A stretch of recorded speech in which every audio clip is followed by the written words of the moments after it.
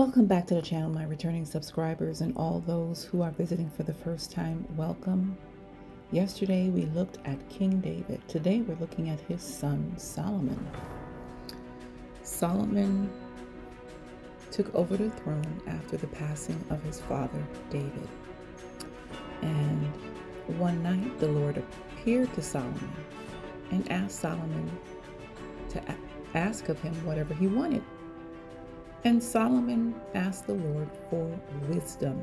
And this pleased God because he didn't ask for things like long life or for wealth or that God would smite his enemies.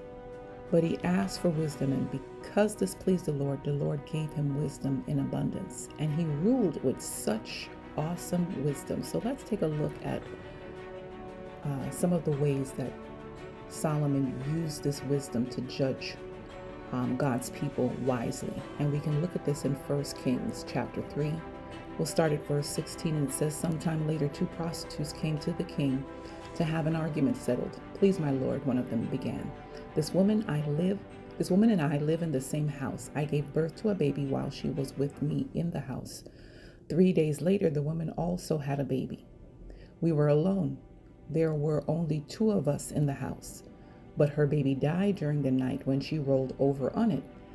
Then she got up in the night and took my son from beside me while I was asleep. She laid her dead child in my arms and took mine to sleep beside her. And in the morning when I tried to nurse my son, he was dead. But when I looked more closely in the morning light, I saw that it was not my son at all. Then the other woman interrupted, 'It certainly was your son, and the living child is mine.'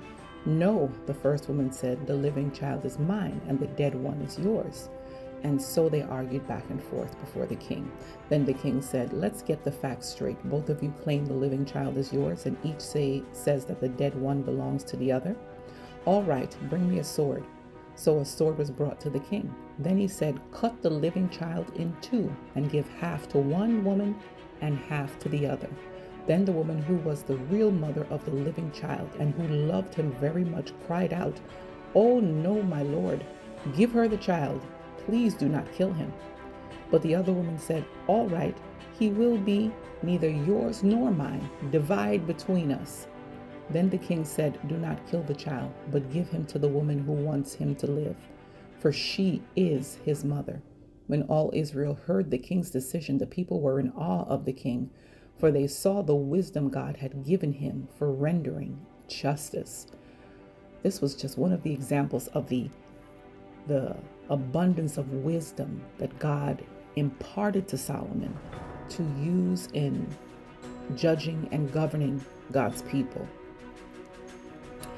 Solomon was also charged with building the Lord's temple. When his father David was alive, he wanted to build a temple, but he was told that he would not build it, but his son would indeed build the temple. And so Solomon did. So let's look at 1 Kings chapter 5, starting from verse 3. Or I'll start at verse 1.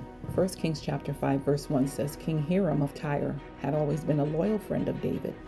When Hiram learned that David's son Solomon was the new king of Israel, he sent ambassadors to congratulate him. Then Solomon sent his message back to Hiram. 'You know that my father David was not able to build a temple to honor the name of the Lord his God because of the many wars waged against him by surrounding nations. He could not build until the Lord gave him victory over all his enemies. But now the Lord my God has given me peace on every side. I have no enemies and all is well. So I am planning to build a temple to honor the name of the Lord my God, just as he had instructed my father David. For the Lord told him, your son, whom I will place on your throne, will build the temple to honor my name. Therefore, please command that cedars from Lebanon be cut for me. Let my men work alongside yours, and I pay your men whatever wages you ask.